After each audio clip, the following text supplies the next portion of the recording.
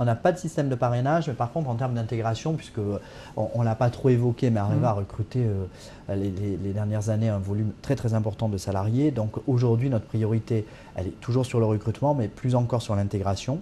Et il y a beaucoup d'actions pour ça qui sont mises en œuvre en matière de formation, par exemple. On a des formations dites d'intégration, parce que vous rentrez dans une unité, mais l'idée c'est de ne pas avoir une visibilité exclusive sur cette unité, par exemple sur le cycle du combustible. C'est aussi important de connaître la partie réacteur nucléaire.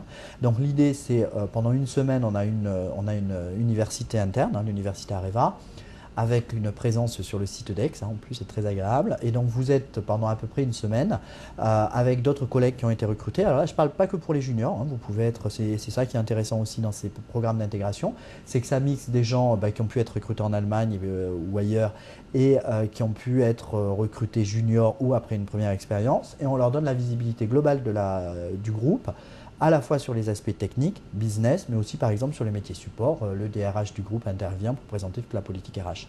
Donc, pas de tutorat à proprement parler, bien que certaines unités puissent en faire de façon décentralisée, mais vraiment une action très très lourde d'intégration et de suivi par la fonction RH en particulier, avec des entretiens à post-recrutement qui s'assurent que tout se passe bien pour la personne.